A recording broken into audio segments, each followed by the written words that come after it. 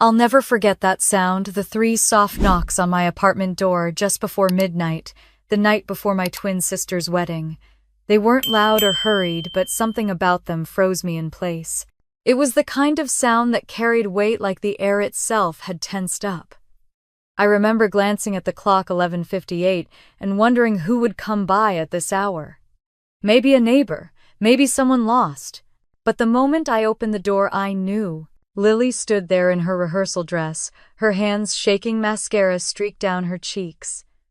The white fabric was torn at the hem, stained near the collarbone. Her left cheek was swollen, and her lips split in 2 places. Her eyes, usually soft, hopeful, were wild and hollow. He lost control again, she whispered. Then her knees buckled and I barely caught her before she hit the floor. I dragged her inside, the chill of the night following us in.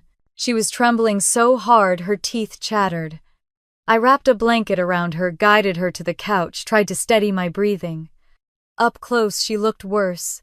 The bruises darker, the scratches deeper. "Lily, what happened?" I asked, even though I already knew the answer. She just stared at her hands, silent. Her engagement ring glinted in the low light, that flawless diamond mocking both of us. I pressed her gently, but she flinched at the sound of his name. Jason Calloway, the perfect fiancé, the man everyone called a dream come true. Real estate mogul, philanthropist, the kind of guy who made waiters remember his smile. The same man who had just marked his bride like she was something he owned. I felt my chest tighten. "Lily," I said softly, "look at me. Tell me the truth." She shook her head, covering her face with both hands. Her voice came out broken, trembling. "He said it was my fault, the way I talked back. He said I embarrassed him in front of his partner." Her words cracked in the middle. "He said if I ruin tomorrow, he'll..." She stopped there, clutching her stomach as if the memory itself hurt. I felt a surge of heat rise up my neck. What he said, he'll make sure no one ever finds me. The room went still. I stood there, unable to breathe for a moment. The sound of her sobbing filled the silence, and I knew right then that something inside me had shifted. "Okay," I said finally, steadying my voice. "You're safe now." I went to the kitchen, grabbed ice, wrapped it in a towel, and pressed it gently against her cheek. She winced but didn't pull away. "You can stay here as long as you need. I'll take care of everything." She looked up, eyes red and tired. "Please don't tell anyone. Not yet. The wedding is tomorrow. I just need to think." "The wedding?" I almost laughed, but there was nothing funny about it. "Lily, you can't marry him." "I have to," she said quietly. "Everyone's coming. His family, the press, the investors. If I cancel, he'll..." "Enough." My voice came out sharper than I intended. "He already did. Look at you." She started to cry again, the sound small and desperate. I sat beside her, trying to swallow the anger that burned in my chest. Every part of me wanted to drive to that mansion, drag him out by the collar and make him pay. But Lily wasn't ready for that, not yet. She was still inside the cage he built. As she cried, I couldn't help but remember who she used to be. My twin, my other half. We grew up in Indiana, the daughters of a truck driver and a school librarian. We lost our parents in a highway accident when we were 12. From then on, it was just us. I was the loud one, the fighter, the girl who got detention for punching a boy who pulled her hair. Lily was the soft one, the believer. She thought everyone could be fixed if you just loved them enough. When she met Jason 2 years ago at a charity gala, she called me the next morning sounding like a teenager in love. "He's kind, Am. He listens. He makes me feel safe." I wanted to believe her. At first, even I did. Jason was smooth, polite, attentive. He donated to her school, sent flowers to our Aunt Ruth, and offered to pay for Dad's old truck restoration just because it made her smile. But there was something off about him, something in the way he looked at her, as if she were a possession he'd bought. I tried to warn her back then. We fought about it. It was the first real fight we'd ever had. After that, she called less, visited less. I convinced myself maybe I was wrong. Maybe she really had found something good, until tonight. Now watching her on my couch, her face bruised, her spirit crushed, I knew every instinct I'd buried was right. She drifted into sleep near 3 a.m., curled up beneath a pile of blankets. I sat in the kitchen, staring at the wall, my mind racing. I couldn't close my eyes without seeing those bruises, the fear in her voice. I thought about calling the police, but what would I tell them?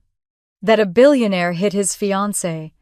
They'd take a report, file it away, and she'd end up back with him before morning. Jason was powerful, connected, careful. He never left marks where cameras could see. He played the long game, gaslight, first isolate, second control, always. I stared at the clock again, 3:15 now, and felt something deep and cold settle inside me. Not just rage, purpose. The wedding was set for tomorrow evening at a private resort by Lake Michigan. The Calloway family had rented the entire property.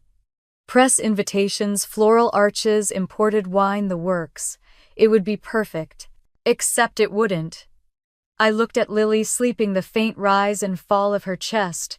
I thought about all the times she'd covered for him, all the smiles she'd faked. He thought she'd walk down that aisle tomorrow like nothing happened. He thought wrong. When the first rays of morning crept through the blinds, I went to my desk and opened my laptop. I typed Jason's name into the search bar.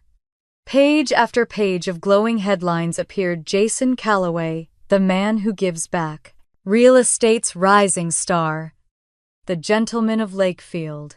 It made me sick. But there were other stories too, hidden deeper. Mentions of an ex-girlfriend who left the city abruptly. A dismissed lawsuit. A rumor about a temper.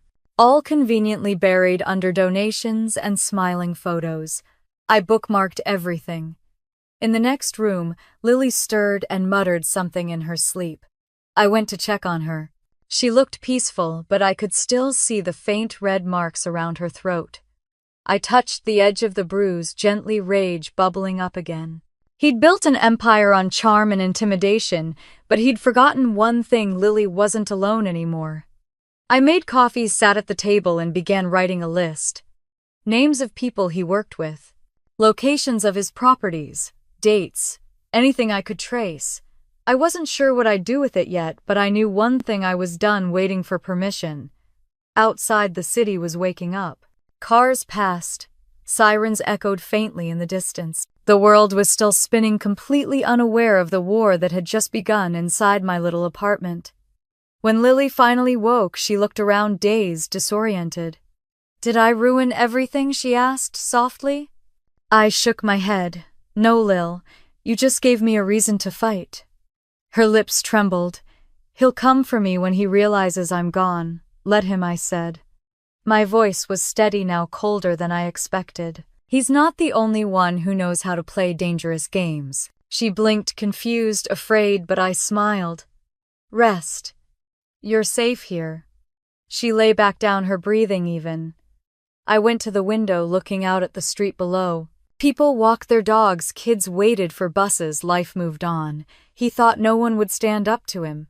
He thought her silence made him untouchable, but he'd forgotten she had a twin one who wasn't afraid of the dark. Tomorrow, when he smiled for the cameras and the music played, he'd think it was his day. He'd think he'd won, and he'd be wrong. As Lily slept on my couch that night, I sat watching the city lights fade into dawn, replaying every moment of her pain, and wondering how the hell we'd ended up here when it had all begun like a fairy tale 2 years ago. It started 2 years ago at a charity fundraiser in downtown Indianapolis. Lily had been invited by one of her colleagues at the kindergarten, something about raising money for underprivileged children. She wore a pale blue dress. I'd helped her pick out the one that made her eyes look like glass under sunlight. She called me afterward, voice bubbling through the phone, saying she'd met someone different. "He's charming, Am. He listened to me like I actually mattered." I still remember the sound of her laughter that night. It had been so long since I'd heard it so carefree. His name was Jason Calloway, a 33-year-old real estate developer with the kind of reputation that made local magazines swoon. He had that effortless confidence people with too much money always seem to have. He smiled easily, spoke softly, and had the kind of tailored suit that made you forget to breathe for a second. He donated $200,000 to the school's renovation fund that night, and according to Lily, asked her to dinner before the dessert was served. Everyone at the table had called him such a gentleman. Their first few weeks together felt like something out of a glossy magazine. Dinners at rooftop restaurants, tickets to art exhibits, handwritten notes left in her car. He sent her flowers every Monday, a new kind each time. Roses, tulips, lilies, his subtle way of marking her week. He drove 2 hours once to surprise her with lunch. I remember her showing me a photo of him holding her hand across the table, both of them smiling. I smiled back, but even then, something about the picture made me uneasy. Maybe it was the way his eyes didn't match his grin. Maybe it was how his hand covered hers completely. When I finally met him, it was at Aunt Ruth's Sunday dinner. He was polite, well-spoken, and effortlessly charming. He complimented Ruth's lasagna, asked about my gym, and even helped clear the dishes. Everything he did was calculated to impress, and it worked. Ruth whispered to me later, "He's a catch, Amber. Your sister's lucky." But as I watched him across the table, I noticed how his attention never really left Lily. Even while talking to others, his gaze flicked toward her every few seconds like he was keeping score. I brushed it off at first. Maybe I was being protective. Maybe after everything Lily had been through, I didn't want to believe she'd finally found someone good.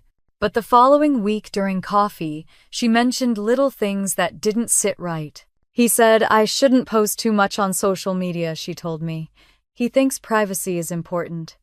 Okay, I said, cautiously. And you agree? She shrugged. I guess he's just looking out for me. The next time we talked, she mentioned he didn't like one of her coworkers. He thinks Jenny flirts too much when we go out. Maybe I should stop hanging out with her. That was the first red flag.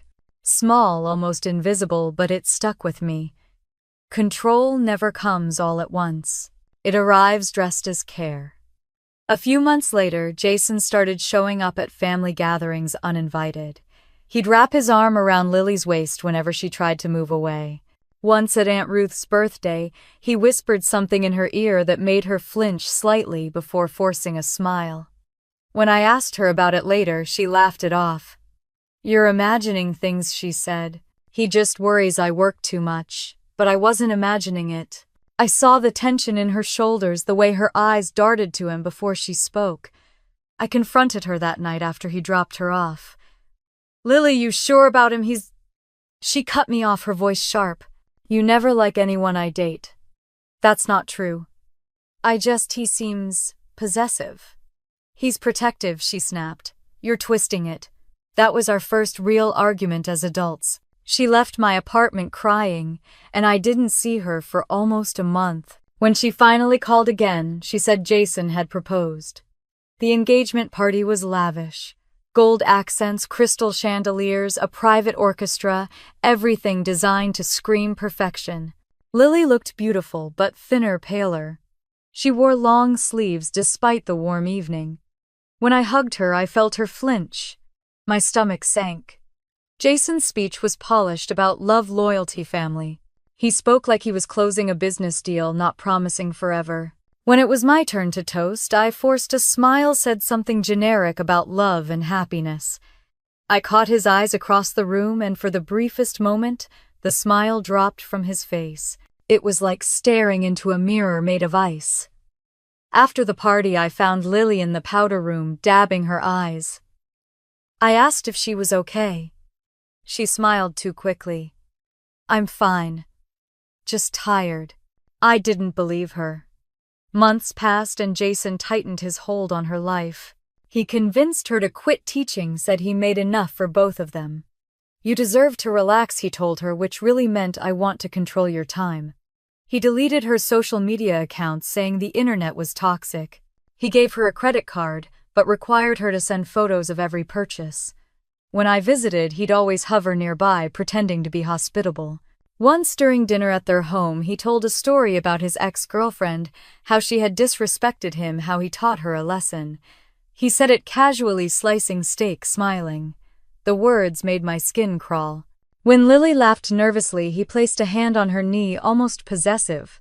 My jaw tightened. Later that night I tried to bring it up. That story he told. It was nothing, she interrupted. You're overreacting. But I wasn't. By the time I realized how deep she was in it was already too late. She had moved into his mansion in Lakefield, far from the city, far from everyone who might notice the changes. She called less. Her messages became short-distant. I started feeling like I was losing her inch by inch. Then one weekend I drove out there unannounced. The house looked like something from a magazine, immaculate, symmetrical, soulless. Jason answered the door with his perfect smile. Lily's resting, he said smoothly. She's been under the weather. You should have called first. I tried to look past him, but his body blocked the doorway completely. When I said I'd wait, his smile tightened. She really needs rest. Maybe next week. I drove home that day with my stomach in knots. Something about the way he said rest felt wrong, rehearsed. 2 weeks later, Lily came to visit me. It was July, 90 degrees outside, and she wore a long-sleeved turtleneck. When she reached for her tea, the fabric slipped just enough for me to see a faint bruise on her wrist. I reached across the table and touched it gently. She flinched, pulling back. What happened? Kitchen accident, she said quickly. Lily. She forced a smile. It's fine. Don't make a big deal. I wanted to scream, to drag her out of that house and make her see what was happening, but she wasn't ready to see it. Victims rarely are. They confuse control for love, apology for change, fear for protection. That night, as I washed the dishes, I remembered how our mother used to tell us, when one twin feels pain, the other always knows. My chest hurt, a dull, relentless ache. I couldn't shake the image of that bruise, the fear in her eyes. The next morning, I decided to stop pretending nothing was wrong. I opened a new document on my laptop titled It for Lily.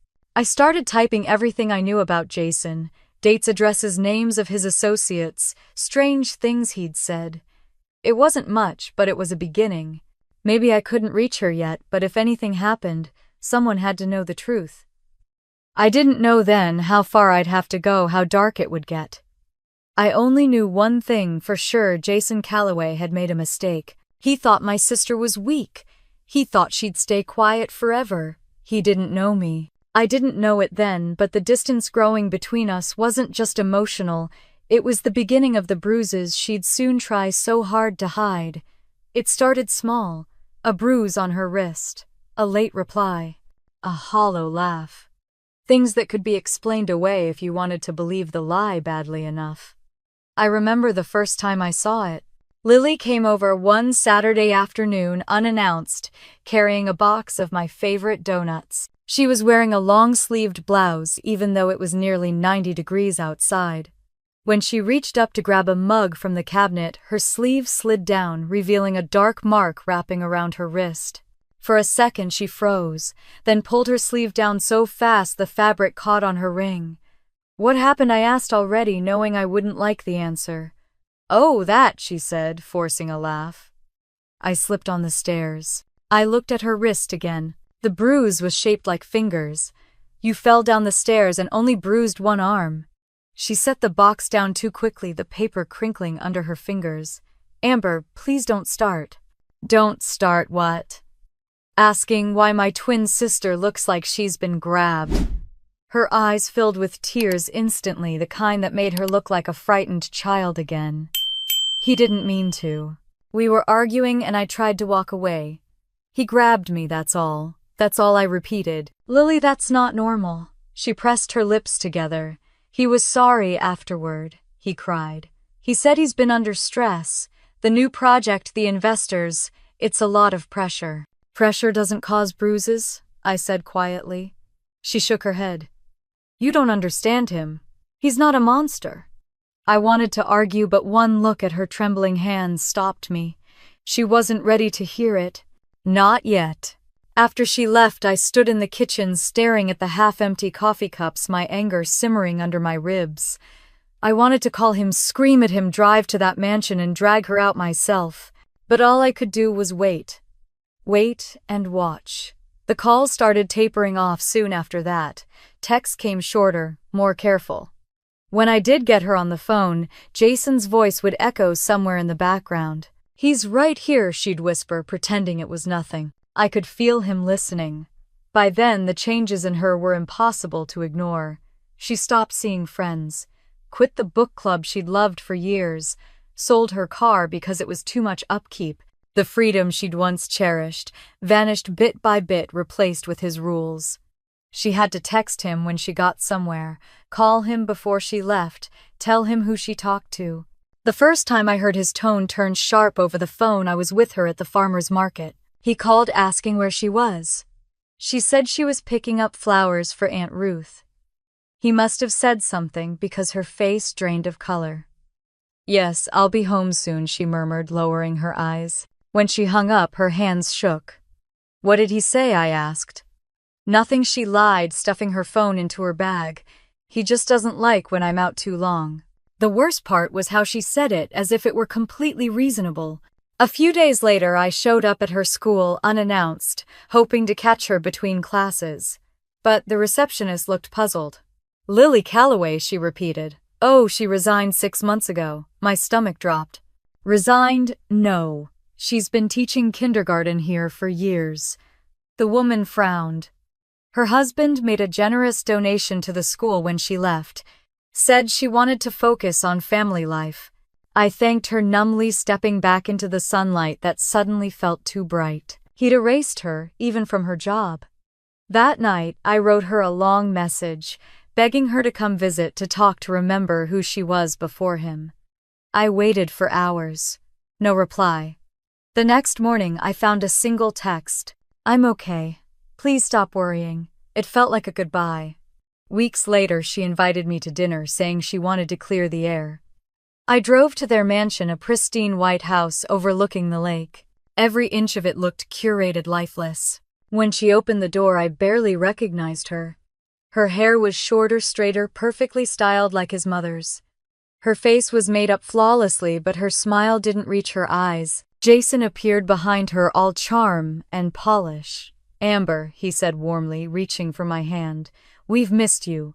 I ignored his touch. "Have you—" He chuckled, pretending not to notice the frost in my tone. "Come in. Dinner's ready." The dining room was a showroom, glass table, crystal glasses, not a single thing out of place. He'd poured wine before I sat down, watching every move I made like I was part of an interview. When I asked Lily how she was, she smiled stiffly. "Perfect. Just perfect. She's been working on being more organized," Jason said, slicing his steak. "Structure is good for her." "Structure," I repeated, my voice flat. "You make her sound like a project." His smile tightened, but his tone stayed smooth. "We all need improvement, don't we? Especially when we're building a future together." For a moment, the room went cold. Lily dropped her fork. It clattered loudly against the plate, and Jason's eyes flicked toward her, sharp, calculating. "Sorry," she murmured, bending to pick it up. I felt my pulse in my throat. "I think I should go," I said finally. Jason stood, pulling out my chair like the perfect gentleman. "Of course. Drive safe." He followed me to the door, that same polite smile plastered on his face. As I stepped outside, he leaned closer, his voice low. "Family can be disruptive. Don't let your concern for Lily get in the way of her happiness." I froze. "Is that a threat?" He laughed softly. "A reminder." I didn't answer. I just walked away, heart pounding. That night I couldn't sleep. His words replayed in my head, oily and smug. I turned on my computer and pulled up his company website, scrolling through glossy photos of smiling employees and charity events. I made a folder on my desktop titled Jason Calloway, Truth. It started small notes, screenshots, names of his business partners, addresses of his properties. But it gave me a sense of control. If he wanted to make my sister disappear, I'd make sure he couldn't hide. Weeks passed, and I watched from a distance. Every photo she posted when he allowed her to was polished perfection. The comments all said how lucky she was. If only they knew. One night near midnight, my phone buzzed. A text from Lily. "He's sorry. He promised to change." I stared at the screen for a long time, then typed back, "He won't. Please come home." No reply. 10 minutes later, another message came, but this time it wasn't from her. It was from his number. "Stay out of our lives."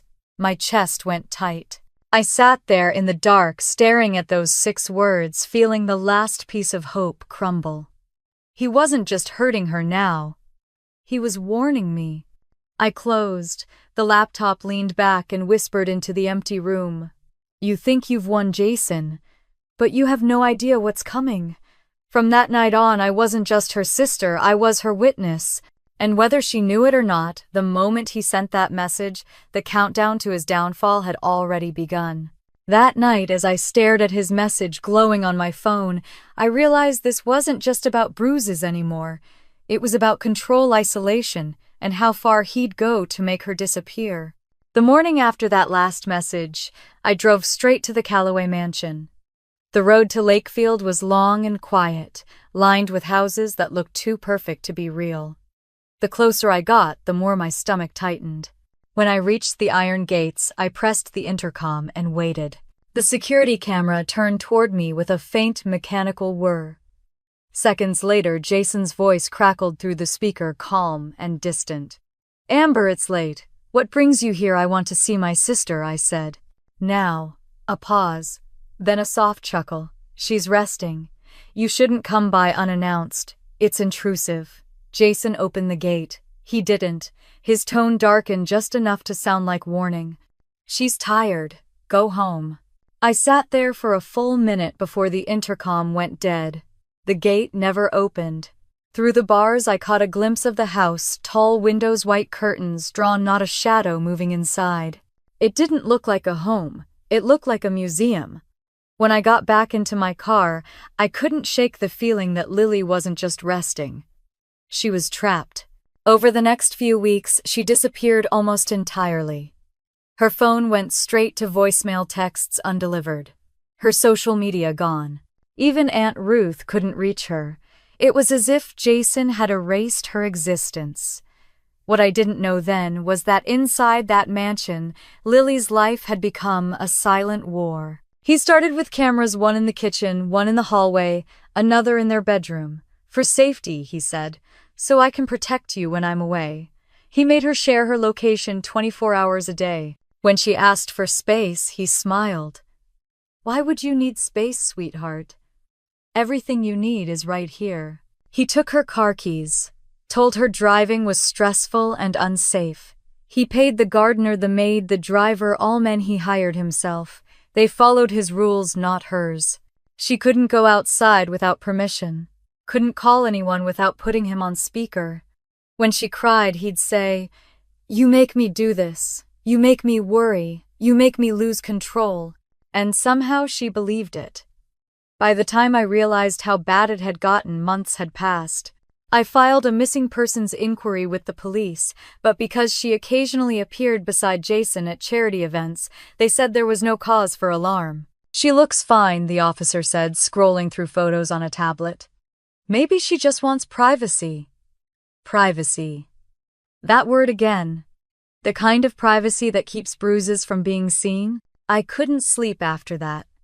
Every night I dreamed of her calling out, but no sound came. My body would jolt awake around 3 a.m., drenched in sweat. One night I felt something twist in my chest, a sudden panic that made me sit up straight. Mom used to say twins shared a pulse. If one twin hurt, the other always knew. The next morning I started calling in favors. An old friend of mine, Leo, worked part-time with a private investigation firm. When I told him about Lily, he hesitated. "If he's as rich as you say, he'll have everything covered. Cameras, NDAs, you name it." "I don't care," I said. "I just need proof." He sighed. "Give me a week." In the meantime, I drove past the mansion whenever I could. Once I saw her standing on the balcony, arms folded, staring out at the lake. I honked softly, but she didn't react. She turned, disappeared behind the curtains. Days later, Leo called. "You were right," he said. "The guy's clean on paper but filthy in the shadows." His previous fiancée filed a complaint 3 years ago, assault and coercion, but she dropped it after a settlement. He's got a pattern. A pattern. The word chilled me. Leo sent over a few photos Jason at a bar too close to another woman, his hand on her waist. Receipts from offshore accounts under both their names. Transactions labeled property transfer, personal expenses. He's setting her up, I said. Looks that way, Leo replied. He's putting assets in her name. If something goes wrong, she'll take the fall. I hung up and felt the world tilt. It wasn't enough for him to own her body, he wanted to own her ruin too. Inside the mansion, Lily's world shrank to the sound of footsteps and the hum of cameras. She kept a journal hidden in the lining of her dresser drawer. Small, shaky handwriting filled each page. He checks my phone every night. He says my family poisons me. He smiles when I cry. Every day blurred into the next. The only light she saw was through the window where she'd sometimes imagine me standing outside waiting. Once she wrote, "If I ever get out, it'll be because she felt me fading." I did feel it. One evening while coaching my students at the gym, my vision went white for a second. A piercing ache ran through my ribs like I'd been punched. I dropped the pad I was holding and gasped. My students rushed to help, but I waved them off. I knew it wasn't me who'd been hit. That night I called every contact I had. A lawyer friend confirmed what Leo had guessed: Jason's wealth and influence would bury any complaint without evidence. The only way to save Lily was to collect proof from inside the house. I spent the next few nights mapping his world business meetings, weekend routines, which cars he drove, which nights he came home late. He was meticulous but predictable. Control freaks always were. One Thursday evening, Leo sent another file. "You're not going to like this," he said. It was an email exchange between Jason and his financial advisor discussing a prenuptial addendum. It included a clause transferring all shared assets to him if Lily violated marital trust. He was planning to make her sign her own financial death sentence after the wedding. The rage that built inside me that night didn't feel human. It felt ancient, instinctive, protective. I drove to the lake again, parked near the property, watched from a distance. The lights were on upstairs. A shadow moved across the window, Jason's broad frame pacing. Then I saw her, Lily. She was standing still, her face faintly illuminated by the glow from inside. When she turned toward the window, our eyes met. For a moment, neither of us moved. Then she raised her hand, slightly pressing it to the glass. It was enough. A silent signal. I pressed my palm to the windshield in response, whispering through tears, "Hold on, Lily. I'm coming." When I got home, I made a folder called Evidence. Phase 1. I saved everything: emails, screenshots, bank records. I knew I couldn't storm in there. That would only make him tighten the leash. I needed to be smarter than him. But even as I planned, he was planning too. A few nights later, my phone buzzed at 1:12 a.m. It was a message from an unknown number. "You think you're clever, Amber. Stay away before you ruin your sister's life." I stared at the text until my hands stopped shaking. Then I smiled bitterly. He'd finally noticed me. That meant he was scared. The next morning, I called Helen Hayes, a lawyer who specialized in domestic abuse cases. I told her everything. She listened in silence, then said, "If you want to save your sister, we need hard evidence, recordings, documents, something the police can't dismiss. Can you get that?" "Yes," I said, though I had no idea how. Helen's voice softened. "I've seen women come back from worse. But you have to be careful. Men like him, when they start losing control, they get dangerous." I knew she was right. But I also knew something she didn't. I'd already crossed the point of no return. That night, I packed a small bag, camera, recorder, flash drive, and stared at the reflection in the mirror. For the first time, I wasn't just angry. I was focused. Jason had built a fortress to keep my sister captive. He thought no one could get past his walls. He was about to find out that walls can fall from the inside just as easily as from the outside. I thought exposing his secrets would scare him into retreat, but instead he doubled down, turning his control into spectacle when the wedding announcement arrived. The wedding announcement came 3 months later, landing in my inbox like a slap. A glossy invitation cream paper and gold lettering embossed with their initials, J and L. Join us to celebrate the union of Jason Calloway and Lily Grant. I stared at it for a long time, my coffee turning cold beside me. He wasn't just keeping her trapped anymore, he was locking her in for good. The headlines came next. Real estate mogul set to marry beloved teacher. The photos made me sick. Jason in a tailored suit, hand on Lily's waist, both smiling at a camera that didn't know the difference between love and fear. Only I could see it. The stiffness in her posture, the tension in her smile, her hands pressed tightly together, not entwined with his. I didn't RSVP. I wasn't about to sit through a ceremony that celebrated her captivity. The engagement party was held at a hotel downtown. I went anyway, dressed in black, blending into the crowd. Chandeliers glowed overhead, champagne glasses clinked, and laughter filled the air. Jason moved through the guests like a king in his court, shaking hands, kissing cheeks, charming everyone who mattered. Lily stood by his side, beautiful as always, but there was something ghost-like in the way she moved, as if she were watching herself from somewhere far away. I stayed in the back until his speech began. Love, Jason said, smiling for the cameras, is about devotion, trust, the willingness to become one. The audience applauded. I nearly gagged. When it was over, he stepped down, shook a few hands, and eventually came my way. Amber, he said, his voice smooth as honey. So glad you could make it. I met his gaze, refusing to play polite. Wouldn't miss it. He leaned closer, the smile never leaving his face. Your sister's lucky to have you. I hope you'll always be supportive. Always, I said, though we both knew what I meant. Lily found me later near the balcony, eyes darting like a frightened bird. You shouldn't be here, she whispered. Then tell me to leave, I said. Say it and I'll go. Her lips trembled. He'll be angry. He's always angry, Lily. You're just the easiest one to blame. She looked away, her voice barely audible. I can't do this right now. Then when I demanded, keeping my voice low, after the vows, after he signs your life away, she blinked, hard tears welling up. He said everything will change once we're married, that things will get better. I almost laughed. That's what every abuser says right before they make sure you can never leave. Her breath hitched. You don't understand. He has people. If I try, I do understand, I said, stepping closer, and that's exactly why I'm not letting this wedding happen.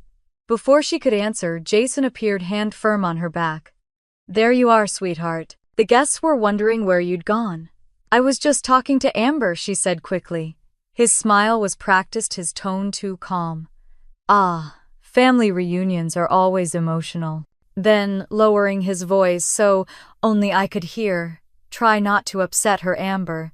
It's a delicate night. I watched them walk away, her shoulders shrinking as he guided her back into the light. That was the moment I decided to end this my way. Later that night, I drove to a quiet diner on the edge of town where Marianne, Lily's old college friend, waited for me. She worked at the same bank Jason used for his investments. I shouldn't even be talking to you, she said, glancing around nervously. I just need to know if he's hiding anything under Lily's name. She sighed, flipping open her laptop. He transfers small amounts every week to an offshore account, all under her credentials. Jesus, I muttered. He's setting her up. Exactly, Marianne said. If something happens, it'll look like she was part of whatever shady deal he's running. He's covering his tracks. I closed my eyes. Can you get me copies? She hesitated, then nodded. I'll try. But if he finds out I could lose my job, I won't let that happen. When she handed me the flash drive 2 days later, I knew I was holding a weapon. Meanwhile, inside that mansion, things were spiraling. Lily later told me he'd started reciting house rules every morning. She had to cook breakfast by 7, keep her phone unlocked, greet him at the door when he came home. If she hesitated, he'd give her the silent treatment for hours. Some nights he locked her in the bedroom under the guise of keeping her safe. And yet he planned the wedding like nothing was wrong. He hired a designer, ordered flowers from France, booked a live orchestra. Control disguised as love. He told her she'd wear a modest gown, classic, not attention-seeking. When she asked for lace sleeves, he said lace looked cheap. She agreed, of course. Disagreeing meant consequences. But what he didn't know was that Lily had started recording him. It began after she found a tiny recorder I'd given her years ago, hidden inside an old makeup case. She used it whenever he lost his temper, just a few seconds at a time, enough to capture his words. "You think you can embarrass me, I'll decide when you speak. No one will ever believe you." Each night she tucked the device into a drawer, whispering a silent prayer that someday it would matter. When she finally told me about it over an encrypted chat app, my heart nearly burst from relief. "Keep recording," I told her. "We're going to need it." We worked in secret, piece by piece. She'd slip me files whenever Jason was out of town. I'd store them with the financial records Marianne had given me. Together they painted a picture of the man he truly was: controlling, cruel, dangerous. The plan started to take shape in my mind, like a puzzle clicking into place. If he wanted the wedding to be his victory, I'd make it his undoing. But then something unexpected happened. One evening I got an email from an anonymous sender. No text, no subject line, just an attachment. When I opened it, a photo appeared, me standing outside the bank with Marianne 2 days earlier. The message followed a minute later. "You're being watched." I froze. My apartment suddenly felt too small, the walls too close. I shut the blinds and turned off the lights. He knew. Somehow he knew. For hours I sat there, heart pounding, waiting for footsteps in the hallway, for the sound of a knock. Nothing came. Only silence. When I finally calmed down enough to think, I realized something important. He wasn't threatening me because he was in control. He was threatening me because he was losing it. Jason had built his empire on image, money, and fear. He'd use those things to keep Lily silent. But fear only works when it stays secret. I opened a new file on my computer, labeled it Operation Wedding. Under it I wrote 3 words: public, proof, justice.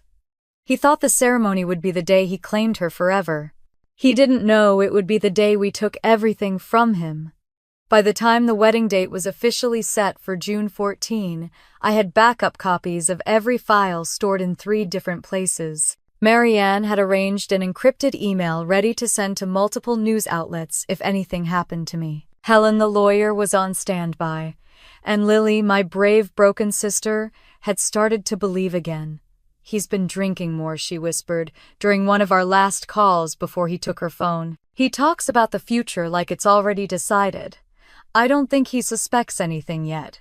"Good," I said. "Keep it that way." "I'm scared, Amber." "I know, but this time he should be." That night I stood by my window, watching the city lights flicker. Somewhere across town, Jason was probably raising another glass of wine, rehearsing his vows, tightening his grip.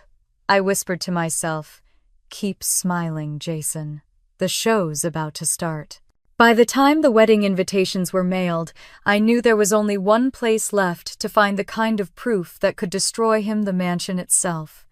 The mansion looked even colder than I remembered. I parked 2 houses down, waiting until the security lights cycled off. The lake shimmered in the distance under a bruised purple sky. It was quiet, too quiet for a house that large. Jason had flown to Miami for a real estate conference or so, the papers said. That meant I had one night to find what I needed. I walked up the driveway, my heart thudding in my ears. The spare key Lily once told me about was still hidden in the hollow planter by the front door. My fingers trembled as I fished it out. The lock clicked open with an echo that made my stomach twist. Inside, the air smelled of cedar and disinfectant. Every surface gleamed. It was a house that didn't look lived in, only maintained. My footsteps seemed too loud as I crossed the marble floor. The silence pressed on my chest, heavy and suffocating. I started with his office. The walls were lined with framed awards and architectural blueprints. His desk was a study in control, everything aligned, every pen capped, every paper stacked. I searched drawers, finding nothing but legal documents and contracts until I reached the bottom one. Locked. Of course. I searched the room for a key. When I tugged on a thick volume of modern real estate law, something shifted. The book was hollow, inside it a small key. I smiled grimly. Amateur move, I whispered. The drawer opened with a metallic click. Inside was a folder labeled Lily. My stomach turned. I flipped it open carefully. Inside were printed screenshots, text messages, call logs, GPS tracking maps. Each line was dated, time-stamped, color-coded. Notes in Jason's handwriting lined the margins, suspicious tone. Out of the house for 47 minutes. Called sister again. There were photos, too. Lily leaving the grocery store, Lily at the salon, Lily sitting in a park looking at her phone. Each one was tagged with time and location. It was a stalker's diary dressed up as a husband's concern. At the back of the folder were bank statements. Most of the accounts were joint, but every transaction was marked by his initials. Grocery money, utility bills, charity donations, everything documented. The last page stopped me cold. A notarized letter of authorization. It granted Jason full financial control if Lily were to become mentally unfit or unavailable. He was planning her disappearance on paper. I took out the camera pen from my jacket and snapped photo after photo, every page, every detail. My hands shook, but I couldn't stop. This was the proof Helen needed. Underneath the folder was something else, a sealed envelope addressed to Principal Andrews Street, Paul's Kindergarten. I opened it carefully. Inside was a letter in Jason's handwriting. It accused Lily of emotional instability, implied substance abuse, and questioned her suitability to work with children. It wasn't mailed yet, but it was ready. He'd kept it like a weapon to be used when she tried to fight back. I took pictures of that too, my throat tightening. Then I saw the safe hidden behind a framed photograph of his parents. I pushed it aside, entering the code. Lily once mentioned his birthday. Wrong. I tried the date of their engagement. Still wrong. Then I remembered something. Lily told me once he loves control, but he also loves himself. I entered Jason. The safe beeped open. Inside were several hard drives labeled by date.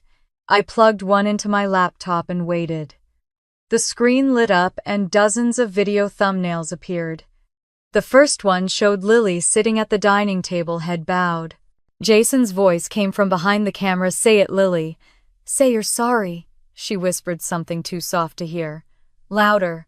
Her voice broke. I'm sorry. Again. I'm sorry. I slammed the laptop shut, my stomach twisting. The walls of this house weren't painted white. They were painted in fear. I took every drive, stuffing them into my bag. That was when I heard the sound. Tires crunching on gravel. He wasn't supposed to be home. I froze, my heart slamming into my ribs. Headlights flashed through the window, slicing across the wall. I ducked behind the desk, holding my breath. The front door opened. Jason's voice echoed down the hall, calm, casual. Alan, yeah, I got back early. The deal's done. She'll sign everything after the wedding. Don't worry. He walked into the office, still talking on the phone. No one suspects a thing. Her sister, just emotional noise. She'll back off. My pulse roared in my ears. I pressed my back against the wood, gripping the bag. He stopped near the desk. I could hear the ice clinking in his glass. I'll call you after the honeymoon, he said. Once she's legally mine, the rest will be easy. He set the glass down. The faint clink was deafening. Then, as he turned, his eyes landed on the open drawer. Damn it, he muttered. I didn't wait. I bolted. He shouted behind me. Who's there? My shoes slipped on the polished floor. I sprinted for the back door, my bag banging against my hip. His footsteps thundered behind me. Amber, he roared. I know it's you. I shoved the door open, rain smacking my face. I ran across the yard, cutting toward the lake. My foot caught on the edge of the stone path, and I fell hard, the flash drive spilling out. Jason appeared in the doorway, silhouetted by light, shouting into the storm. "You can't hide from me!" I scrambled to grab the drives, shoved them into my jacket, and ran to the car. My fingers fumbled with the keys, shaking so badly, I dropped them twice. The headlights from the house swept across the driveway. Finally, the engine roared to life. I sped off gravel, flying behind me. He didn't chase me. Maybe he didn't need to. Maybe he already had a plan. When I got home drenched and shaking, I plugged one of the drives into my laptop again, just to make sure it worked. The video opened to a clip dated 6 months ago. Jason stood in front of the camera, straightening his tie. "This is for documentation," he said. "Control is love. Without control, there is chaos." I slammed the lid shut. The next day I met with Helen and Marianne at a coffee shop 3 towns over. The rain hadn't stopped. It streaked the windows, blurring the world outside. I handed Helen the folder and the drives. She skimmed through the files, her expression hardening. "This is good," she said. "Really good, but we'll need him on record admitting it. Right now he can claim it's all for her safety." "Then we make him admit it," I said. "On camera at the wedding." Marianne looked horrified. "You're not serious." "I'm done being scared," I said. "He wants an audience. Let's give him one," Helen sighed. "If you're doing this, you'll need police ready outside. I can arrange that. But once it starts, there's no turning back." "I don't want to turn back." We left the cafe with a plan. That night, as I sat by the window drying my hair, I got another email from an unknown address. One sentence, no greeting. "You think you're the only one collecting evidence." Attached was a photo of me kneeling by the open safe in Jason's office, taken from the corner of the room, one of his hidden cameras I hadn't seen. Beneath it, one final line, "See you at the wedding." I stared at the screen until the rain outside blurred everything. Then I whispered to myself, "Fine, I'll see you there." This time I wouldn't be hiding. I'd be waiting. After that final message, the photo of me caught inside his office, I knew the storm was no longer coming. It was already here, and the night before the wedding would decide everything. The night before the wedding was a storm waiting to break. The sky above Lakefield was dark and heavy, the kind of stillness that comes before lightning. Inside the mansion, Lily sat alone in her dressing room, the silk rehearsal gown clinging to her shoulders like a memory she couldn't escape. The white fabric glowed under the vanity light, but her reflection looked nothing like a bride. It looked like a ghost. Jason stood in the doorway behind her, glass of bourbon in hand, his reflection towering over hers. "Tomorrow, everything changes," he said softly, like he was promising a blessing. "No more doubts, no more distractions. You'll finally belong to me completely." She kept her eyes on the mirror. "Jason, I'm not sure." He set the glass down with a hard click. "Not sure about what?" "The wedding," she whispered. "Maybe we should postpone. I don't feel ready." He laughed under his breath, slow and sharp. "You don't get to decide when you're ready. I decide that." When she didn't answer, he stepped closer, placing both hands on her shoulders. "You're nervous, that's all. You've always been emotional. It's what makes you fragile and why you need me." Her pulse raced. "I'm not fragile." He smiled, but his grip tightened. "You keep telling yourself that." She could smell the bourbon on his breath. His fingers dug into her skin. "You've been distant lately," he said. "Distracted." "Are you talking to your sister again?" Lily's throat went dry. "No." He moved around to face her, crouching so their eyes met. "Lying doesn't suit you." "I'm not." The slap came so fast she didn't even see it. Her head snapped sideways, pain flashing through her cheek. Jason straightened, calm as ever. "Don't make tomorrow harder than it has to be." He turned to leave, then stopped in the doorway. "Remember what I told you. If you ruin this wedding, I will ruin you." When he was gone, she touched her face. Her cheek burned, her vision blurred. For the first time in years, she didn't cry. She just sat there, staring at the woman in the mirror, the woman she didn't recognize anymore. "If I stay, I'll die," she thought. "Maybe not tonight, but soon." Rain began tapping against the windows, a slow rhythm that built into a steady pour. She waited until the sound masked her movements, then packed a small bag, cash ID, the flash drive with recordings hidden in her makeup kit. She slipped off her heels and replaced them with sneakers. The house was quiet, too quiet.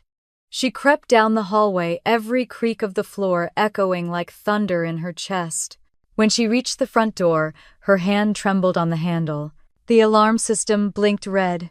Jason had armed it. She closed her eyes, exhaled slowly, and opened the door anyway.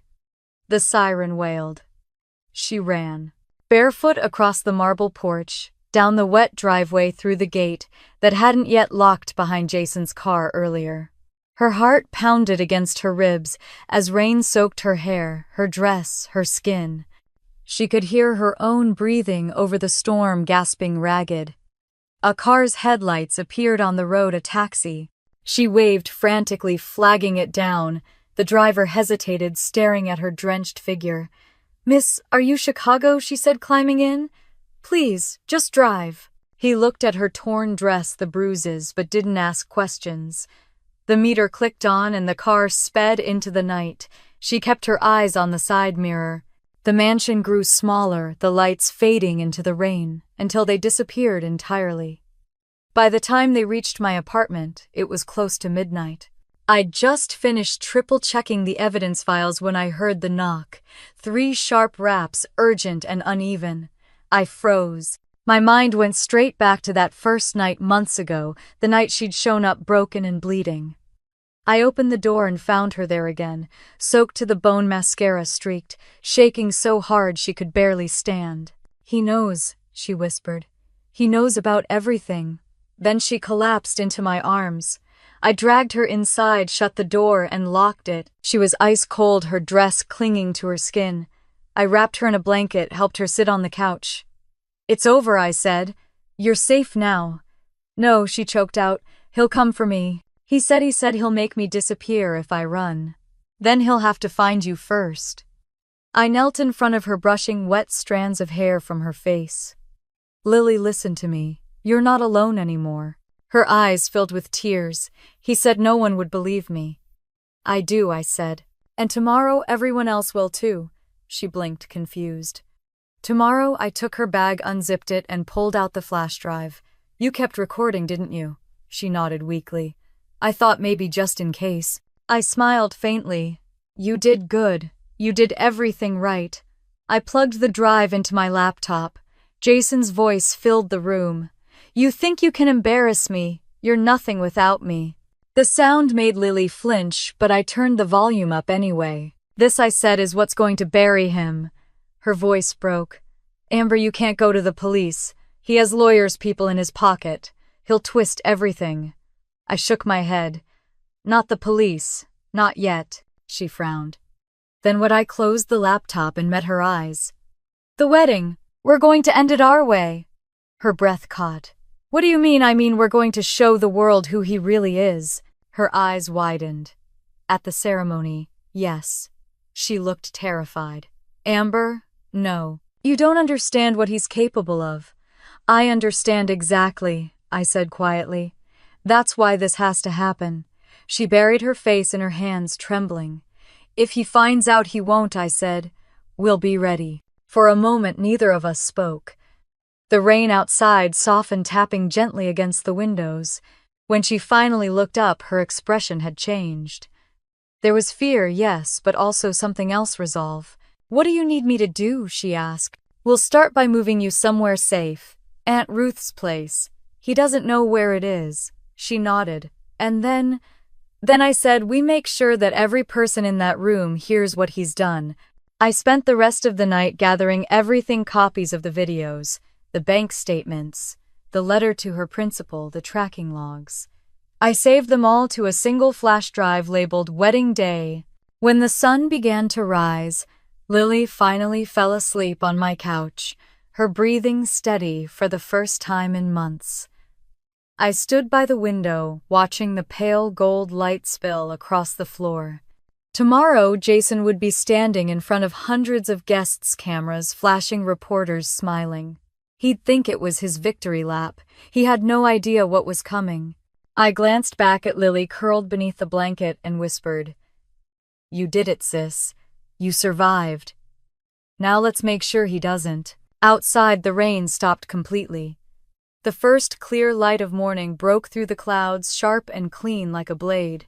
As dawn crept through the blinds, the storm outside finally quieted, and in that fragile silence our plan to end Jason's reign began to take shape. The morning after the storm, I woke to the smell of rain and the faint hum of my laptop still running. The air in the apartment felt heavier, as if the walls themselves had stayed up all night with us. Lily was sitting by the window wrapped in a blanket staring at the city skyline. Her eyes were swollen but clear. There was something different about her now, something I hadn't seen in years. I poured 2 cups of coffee and handed her one. "You slept 2 hours," I said. "That's progress," she smiled faintly. "I used to think sleep was the safest place in the world. Now I'm afraid to close my eyes." I sat across from her, watching the sunlight reflect off the wet pavement outside. "You don't have to be afraid anymore. We're not running, we're fighting back." Her fingers tightened around the mug. "I still don't understand how. He has everything money power people who believe him. Then we use that against him," I said. "He's obsessed with control, right? With being perfect in public tomorrow, we take that perfection and shatter it." She looked at me for a long moment. "You really think this will work?" "It has to."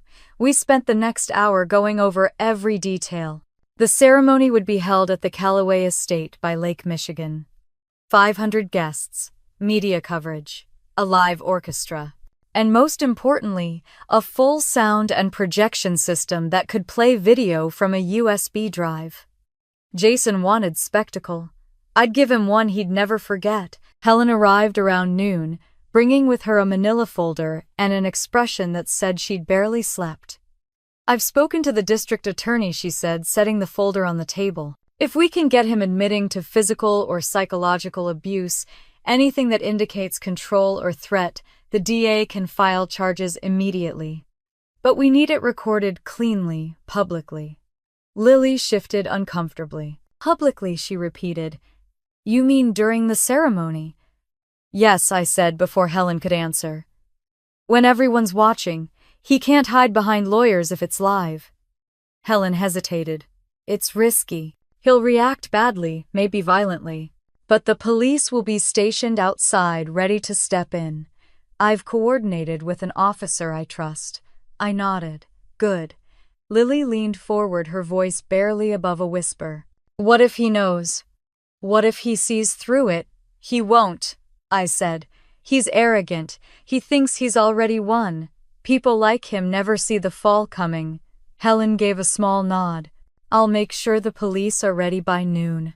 You'll have one shot at this, Amber. Don't miss it." After she left, the apartment grew quiet again. The city outside moved on with its usual rhythm cars, sirens, laughter. But inside time felt slower, stretched thin by anticipation. Lily stood and walked to the mirror by the hallway. She stared at her reflection for a long moment, then reached up and touched the faint bruise still visible under her makeup. "He made me hate myself," she said softly. "Every day a little more." I stepped beside her. "He doesn't get to own that anymore." She turned toward me, her eyes shimmering. "I want to help. Tell me what to do. Teach me everything," I said. "How he talks, how he moves, what he expects from you." So she did. For hours, she walked me through the world he'd built.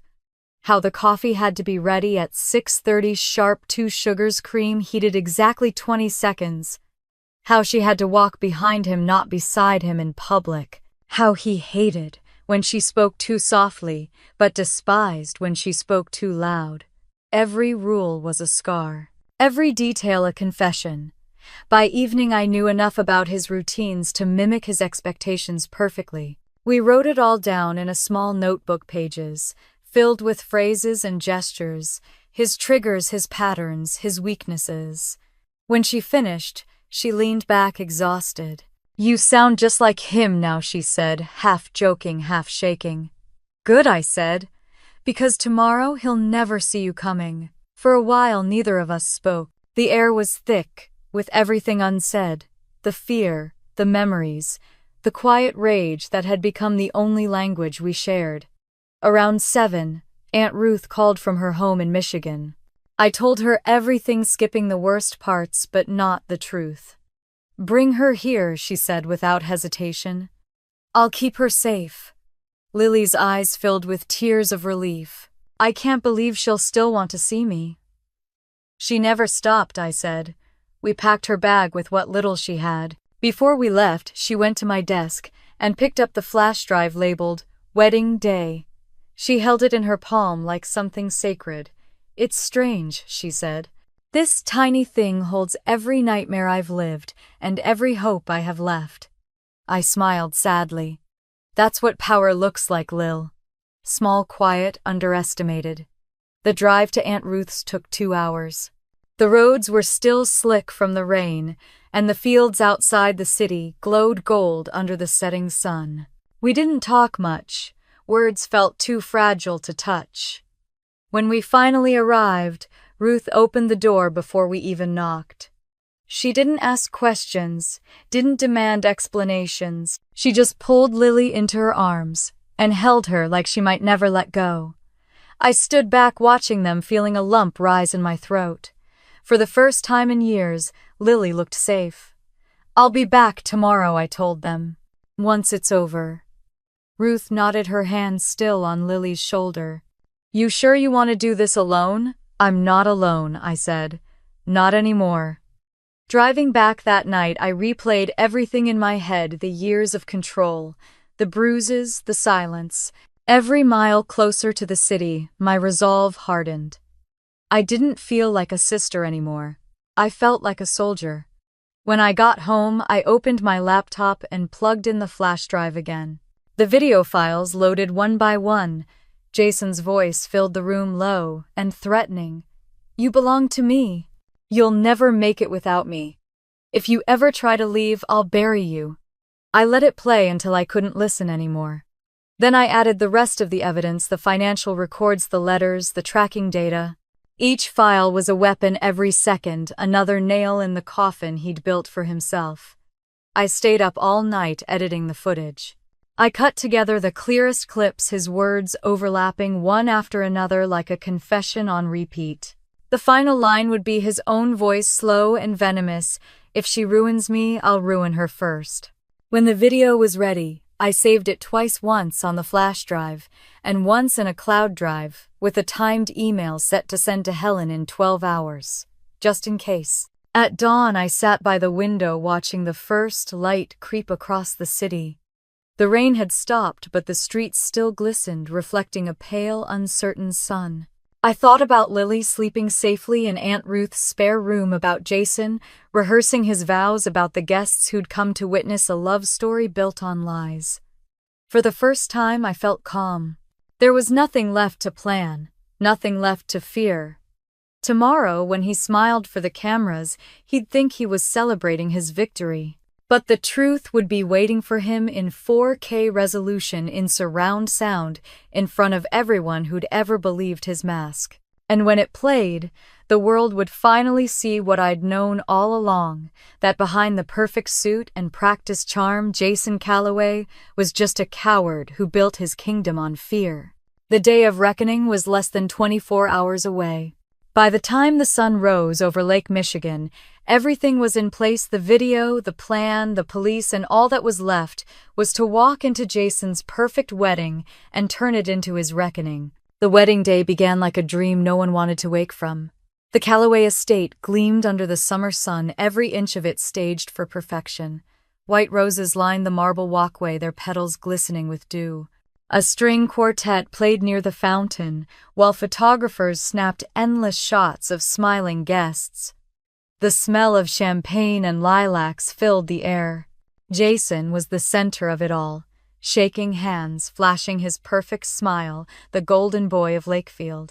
He wore a dove-gray suit, a white pocket square, and confidence like armor. "A perfect day," he told one of his groomsmen. "Nothing can go wrong today." If he noticed that Lily wasn't there yet, he didn't show it. He believed she'd arrive on schedule, obedient as always. What he didn't know was that the person who'd walk through those doors today wasn't the version of Lily he'd built from fear. I stood at the edge of the garden, dressed as one of the bridesmaids, blending easily among the pastel gowns. No one suspected a thing. My heart thudded in time with the music as I adjusted the small control device hidden in my purse. The USB drive with the video was already plugged into the projection system, its activation button disguised as a clasp on my bracelet. Guests filled the white chairs under the floral arch. The officiant straightened his notes. Camera crews adjusted their angles. Jason took his place at the altar, looking every bit the devoted groom. The ceremony began. The music swelled as the doors opened.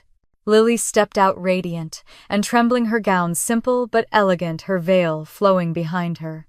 I saw Jason's lips part slightly, his expression softening into the perfect imitation of love. As she walked down the aisle, Lily's steps slowed. I could see her chest rise and fall rapidly. Her hands clenched the bouquet so tightly that petals snapped off, falling like confetti. When she reached him, Jason took her hand and leaned close enough for the microphones to catch his whisper. "You did well, darling. Let's make it official." The officiant began his speech, voice smooth and steady. "We gather here today to witness the union of Jason Calloway and Lily Grant." I barely heard the words. My eyes stayed on Jason, every inch of him calculated, smug, certain he'd won. My thumb brushed against the hidden clasp of my bracelet. Helen's warning echoed in my head. "Once you start, there's no stopping it." The officiant turned to Lily. "Do you, Lily Grant, take Jason Calloway to be your lawfully wedded husband?" Lily lifted her head slowly. Her voice shook. "Before I say I do," Jason turned sharply. "Sweetheart, what are you doing?" She glanced toward me. Just a flicker, barely noticeable, but enough. I pressed the clasp. The giant screen behind the altar flickered to life. At first, the guests thought it was part of the presentation, a slideshow maybe. Then Jason's own voice filled the garden, cold and venomous. "You think you can embarrass me?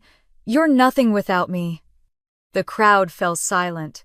Jason's smile froze. "Turn that off," he hissed under his breath. "If you ever try to leave, I'll bury you." Gasps rippled through the audience. Lily stood still, her bouquet trembling in her hands. The video continued, images flashing across the screen, photos of her bruises, recordings of his threats, documents with his handwriting. Jason lunged toward the sound booth. "Stop the video," he shouted. "This is a sick joke," but it was too late. His voice thundered through the speakers again. "You belong to me. Control is love. Without control, there's chaos." Murmurs turned to outrage. Reporters stood, phones lifted, cameras rolling.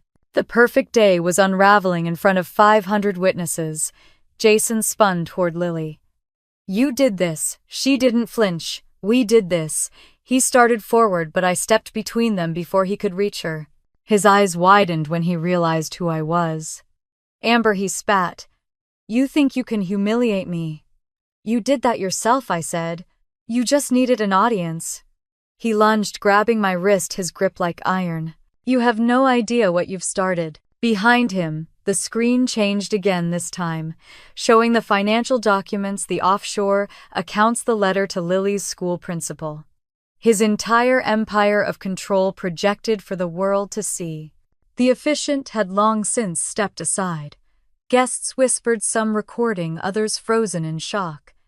"Jason Calloway," I said clearly, loud enough for every camera to catch, "you've spent years hiding behind money and lies. Today you face the truth." He tried to pull me closer, but I twisted my arm, breaking free. "You think this proves anything?" he barked. "She's insane. She manipulated me.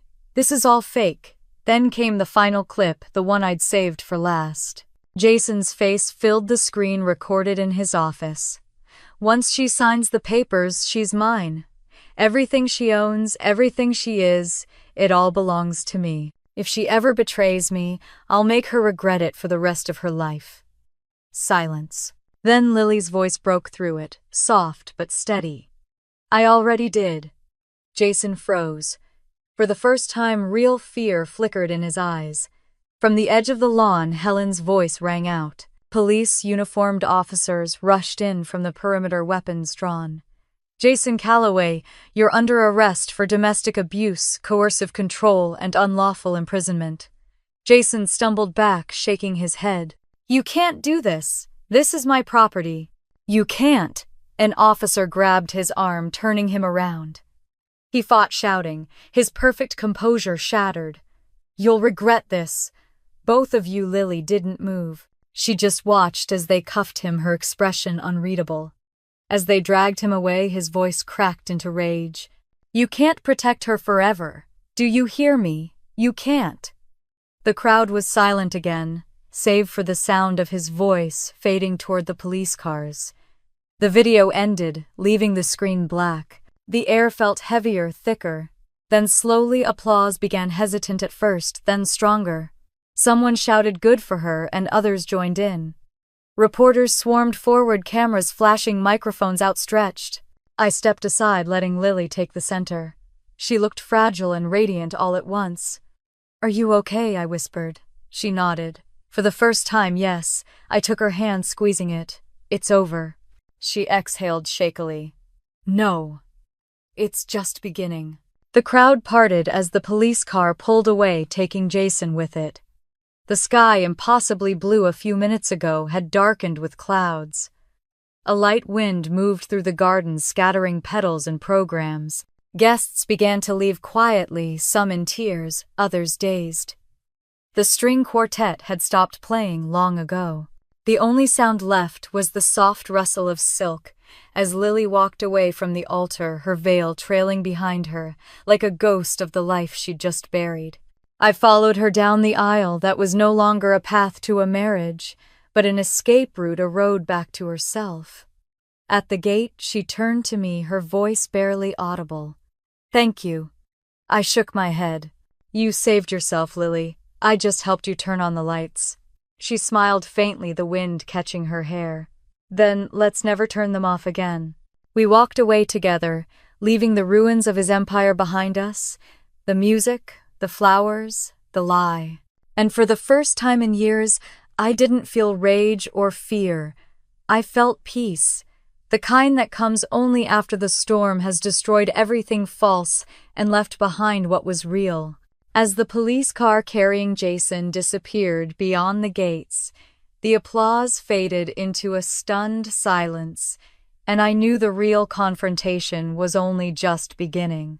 The air inside the hall was still vibrating with the echoes of his name, Jason Calloway, spoken by the police, shouted by the guests, whispered by the press like a curse that had finally been broken. The string quartet had long stopped playing their instruments, forgotten on the floor. Lily stood at the center of it all, veil-torn eyes wide, her breathing uneven but steady. Jason, still in disbelief, twisted against the officer's grip. His voice carried through the room, dripping venom. You think this is justice? You think you've won? No one answered. Cameras flashed, capturing every flicker of rage that twisted his perfect face. I stepped forward, closing the distance between us. It's over, Jason. He laughed, a jagged, hollow sound. Over. You just ruined a man's life. On television. You think the world's going to believe a sob story? And a bunch of doctored videos? They don't need to believe me, I said. They saw you. They heard you. His smile faltered for a split second, but then he turned it into another smirk. You don't get it, do you? People forget. They'll say I was provoked, that she's unstable. They'll write sympathy pieces for me by morning. Helen, standing beside one of the officers, cut in. Not this time. The district attorney already has the files. The copies you sent, the recordings, everything. The story won't fade, it's evidence now. Jason's eyes snapped to me. You planned this. You broke into my home. I didn't deny it. I did. And I found the files you kept, the tracking, the fake letters, the drives. You built your own prison, Jason. I just showed everyone the blueprints. His composure cracked. He lunged forward, snarling, but the officers held him fast. For a moment he looked less like a man and more like something cornered feral. You can't cage me, he hissed. I have lawyers, judges, money. I'll walk out before sunset. Then enjoy your last few hours of daylight, Helen said, her tone calm and cold. They dragged him toward the doors, but he twisted his head around to glare at Lily. You'll regret this, he spat. Both of you will. Lily didn't flinch. Her voice was barely more than a whisper, but it carried through the silence. I already did. The officers pushed him outside. The sound of the car door slamming was like a gunshot final sharp echoing through the hall. When he was gone, the silence that followed was deafening. The guests started moving again, murmuring in low voices, unsure whether to stay or leave. The scent of flowers and perfume hung heavy in the air, sickly sweet, clashing with the raw truth that had just been exposed. Lily's hands were shaking. I stepped beside her and gently took them in mine. You did it, I said quietly. Her lip trembled. I didn't think I could. You were stronger than him long before today. You just didn't know it. The press began to close and questions shouted, microphones pushed forward, but Helen stepped between them, blocking their path. No questions right now, she said firmly. This is a crime scene. Reporters groaned, but obeyed. The crowd began to thin, leaving behind petals crushed into the carpet and wine glasses overturned on tables. I guided Lily to a chair, and she sat heavily, still trembling. It's strange, she murmured. I thought I'd feel happy, but I just feel empty. That's what freedom feels like at first, I said. It's quiet. She nodded slowly, eyes distant. I keep expecting him to walk back in. He won't. A few minutes later, a detective approached with a clipboard. Miss Calloway, he said, using the name carefully. We'll need your statement later today, but for now, you're free to go. We've confirmed your safety arrangements with Miss Hayes.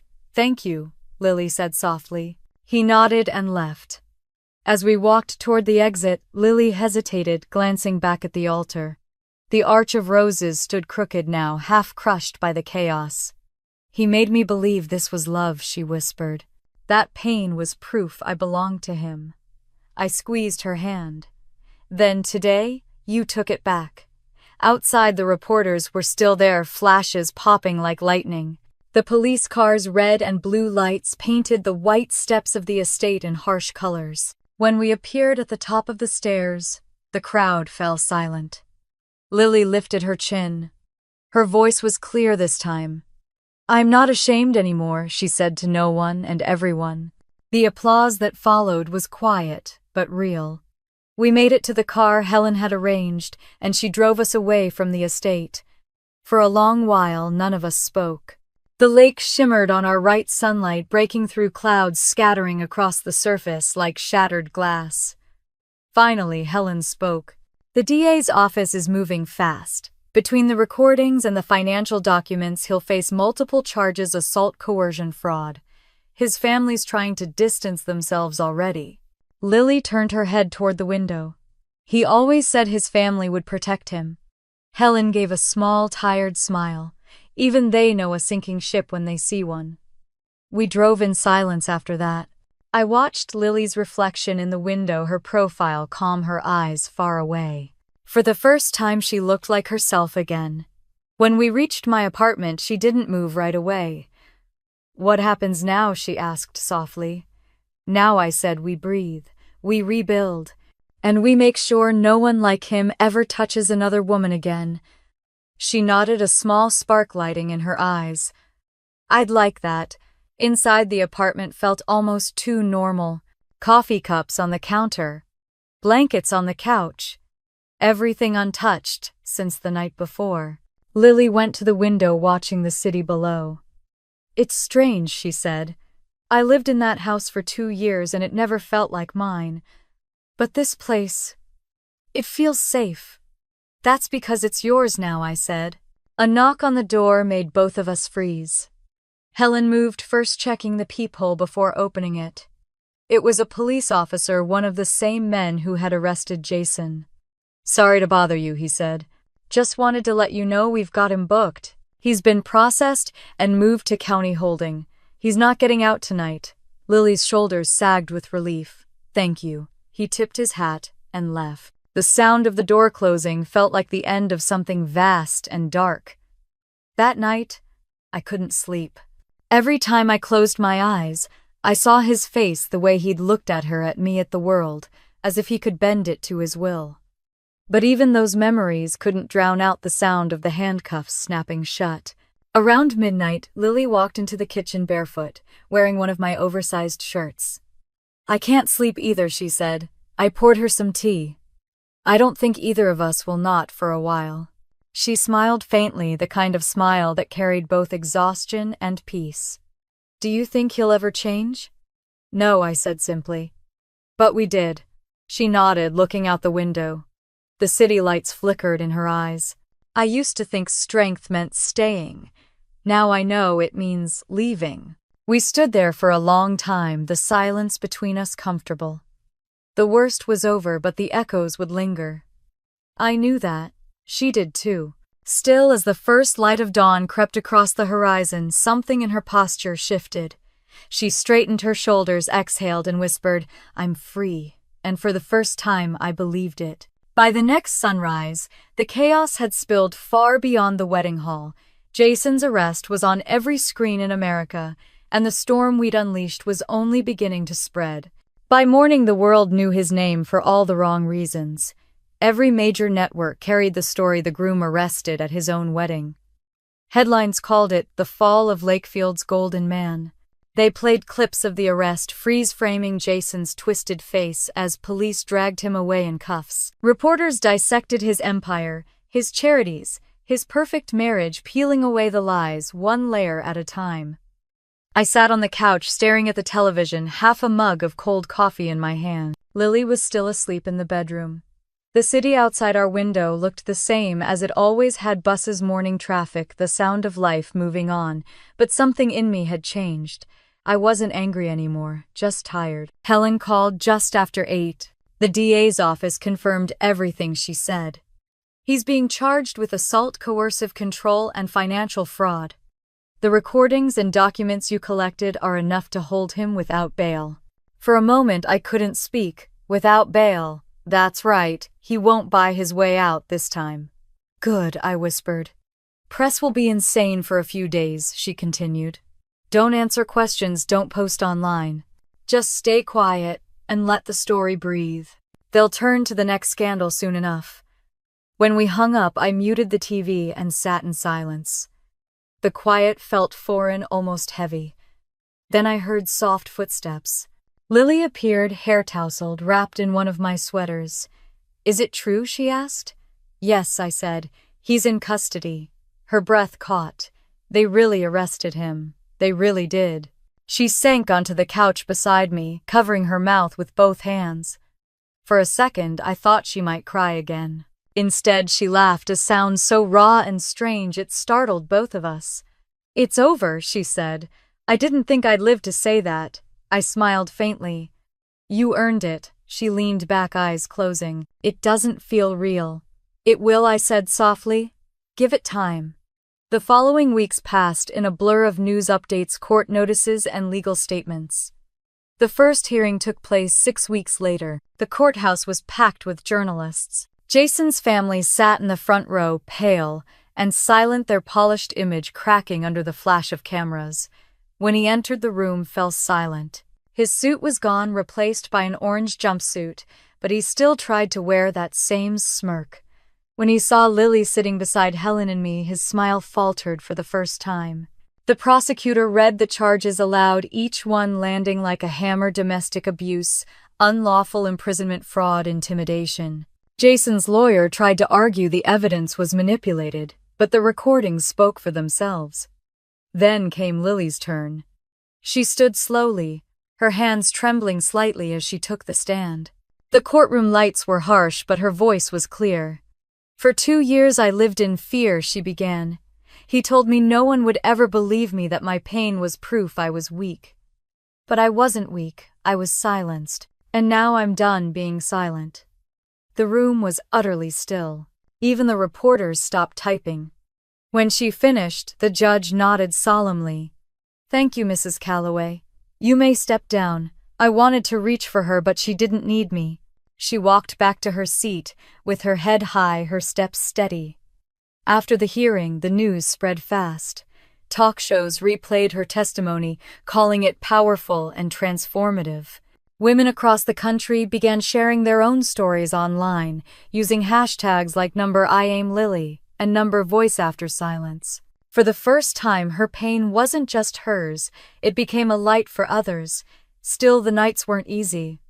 Sometimes she'd wake up gasping, drenched in sweat, convinced she heard him calling her name. Sometimes she'd stare out the window for hours, lost in thought. Healing isn't linear. It's a slow climb with too many shadows. One afternoon, she sat with her therapist, a gentlewoman named Dr. Hayes. I waited in the hallway, listening to muffled voices. Later, Lily came out, her eyes red but peaceful. She asked me what I want now, she said. What did you tell her? I said I want to live without looking over my shoulder. I smiled. That's a good start. Weeks passed. Slowly, life began to stitch itself back together. Lily started teaching again at a small preschool outside the city. The first day she came home covered in paint and glitter, her cheeks flushed from laughter. They made me a card, she said, holding it up. Crayon hearts covered the paper, and in the middle, written in shaky letters, "Miss Lily is brave." I kept it pinned on our fridge. Meanwhile, I returned to training at the gym. Word had spread about what happened, and more women started asking about self-defense lessons. I renamed the class Proof Over Pain and taught them how to fight, how to stay aware, how to trust their instincts. Every session reminded me of what we'd survived.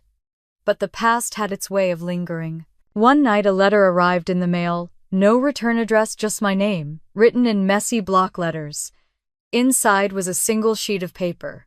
"You think this ends with me?" I stared at it for a long time, my pulse spiking. It could have been from anyone, a troll, a supporter of his, maybe even him trying to reach from his cell. I didn't show Lily. I burned it in the sink and watched the flames curl around the words until they were nothing but ash. That night I dreamed of the lake. The water was calm, reflecting the moonlight, and Lily stood on the shore in her wedding dress, smiling. "He can't hurt us anymore," she said. Then she walked into the water, the fabric rippling like silk, until she disappeared beneath the surface. I woke with tears on my face. The next morning the call came. Helen's voice was brisk but steady. "The trial's over. He's been convicted, 18 years, no parole." I sat down hard on the edge of the bed. 18 years? Yes. Between the abuse, the fraud, and the recordings, the judge gave the maximum. When I told Lily, she didn't speak for a long time. Then she whispered, 18 years, that's almost as long as I've been alive since I met him. I reached for her hand. Now, you get to live the rest of it free. That afternoon, we went to the lake together. The same lake that had once reflected his house now shimmered in the sun, beautiful and untamed. Lily held a small wooden box in her hands. Inside were the last remnants of him, her wedding ring, the old phone he tracked, and a letter he'd once forced her to write apologizing for disrespecting him.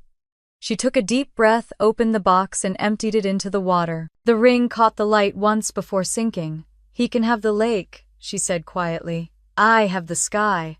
We stood there until the sun began to set, the water glowing gold and pink. When we finally turned to leave, I felt something ease inside me, a weight lifting, a chapter closing. For the first time, it wasn't revenge I felt, it was peace.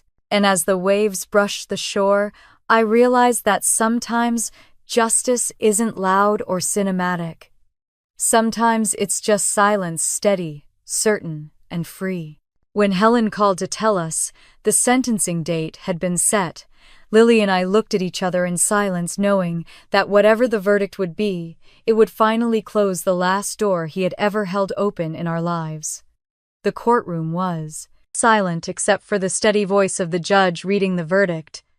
Jason Calloway is hereby sentenced to 18 years in state prison without the possibility of parole. The gavel struck once, sharp and final. For a moment the sound hung in the air like thunder after a long storm. Lily exhaled beside me, her shoulders trembling. Her hands were clasped so tightly in her lap that her knuckles had turned white. I reached over and placed my hand on hers. She didn't look at me, just stared straight ahead, her lips parting on a single breath. It's really over, she whispered. Reporters scribbled notes, cameras flashed, but all I heard was that sentence echoing in my head 18 years. After everything he'd taken, 18 years felt both too much and not enough. But it was justice, and that was more than I ever thought we'd see. Outside the courthouse, the air was bright and sharp, the kind of crisp fall morning that smells like change. The steps were lined with journalists, their microphones raised like spears, but for once their noise didn't touch us. Helen stood by the door talking to one of the officers, and when she saw us, she smiled for the first time in months. "It's done," she said. "He's going away for a long time." Lily nodded. "Thank you." Helen shook her head. "Don't thank me. You did this. Both of you." We walked down the courthouse steps hand in hand through the crowd that parted to let us pass. Some people clapped quietly. Others just watched, their faces solemn, respectful. A woman near the barricade reached out, tears in her eyes. "You gave me courage," she said softly. "I left my husband last week because of you." Lily froze for a moment, then leaned forward and hugged her. "You did that yourself," she whispered. "But thank you." As we walked away, I saw her smile, the real kind, small but alive. It was like seeing sunlight after years underground. By afternoon, every major outlet had picked up the story. The headlines read, "Justice for Lily Grant Abuser Sentenced to 18 Years. But we didn't watch the coverage. We went home, ordered takeout, and sat in silence listening to the faint hum of the city through the open window. Lily stirred her noodles absently. "What happens now? Now," I said, "you live." She smiled at that, a tired, genuine smile. "I don't even remember what that means." "Then we'll figure it out together." A week later, she moved back into a small house near the lake, the same lake where she had once stood on the balcony, afraid to even breathe without permission. She painted the walls a warm shade of yellow, filled the rooms with plants, and adopted a dog from a rescue shelter. She named him Chance. Sometimes I'd visit her after work and find her sitting on the porch sipping tea, watching the sunset. She'd always wave, a small content gesture that spoke louder than words. In those quiet evenings, we never talked about him, not once. He was a chapter we had closed, and every day after was a page we got to write ourselves. Months passed. Winter came, then spring. The lake thawed, the flowers returned, and so did the light in Lily's eyes. She started a foundation for survivors of domestic abuse called the Second Voice Project. Her mission was simple: to help women rebuild their lives with dignity, resources, and support. I helped her with the outreach events, standing beside her as she spoke to groups of women who looked like versions of her past, self-tired, afraid, but quietly defiant. Every time she finished a speech, the applause would come softly at first, then swell until it filled the room. After one event, I asked her how she kept her composure telling her story over and over. She said, "Because every time I tell it, he loses another piece of control, and I get another piece of myself back." She was right. I returned to teaching self-defense full-time, renaming my studio Rise and Guard. It became a haven for women like us, women who'd been told to stay quiet, who'd been taught fear disguised as love. Lily would visit sometimes to talk to my students, reminding them that strength wasn't always about fists or force.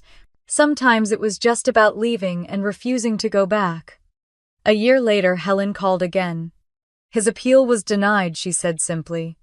"He's staying in prison." I thanked her and hung up. When I told Lily, she didn't react the way I expected. She just looked out over the lake and said, "Good. Now I can stop counting." That evening we sat by the shore as the sun dipped low, painting the water gold. Lily threw a smooth pebble across the surface, watching it skip 3 times before sinking. "Do you think we'll ever stop looking back?" she asked. I shook my head. "Maybe not. But at least now when we look back it won't hurt." She smiled softly. "No, it won't." A breeze lifted her hair, carrying away the last traces of something dark that had once bound her.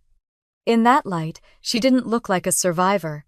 She looked like a woman who had reclaimed her life, one heartbeat at a time. When I dropped her off that night, she hugged me tightly. "Thank you," she said. "For what? For never giving up on me." I hugged her back. "You did the hard part, Lil. You found your voice again."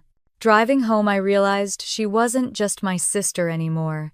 She was my reminder that the human heart can shatter and still rebuild itself stronger than before. Months later, I visited her foundation's new office, a bright, bustling space filled with volunteers' laughter and sunlight. On the wall hung a framed quote, in bold letters, "The silence that follows truth isn't fear, it's peace." I stood there for a long moment, reading it again and again, until I felt something loosen inside me, something that had been holding tight for too long. That night, sitting on my porch with a cup of tea, I watched the lake shimmer under the moonlight and thought about everything we'd lost and everything we'd gained. Justice didn't bring back the time he stole, but it gave us something else, the chance to start again. And starting again, I realized, is its own kind of victory. If this story moved, you tell me what part stayed with you the most. Have you ever seen someone rise from something they were never supposed to survive? Share your thoughts below, and if you believe in stories of courage, redemption, and justice, stay with us. More true stories are coming, because sometimes the quietest voices echo the loudest truths.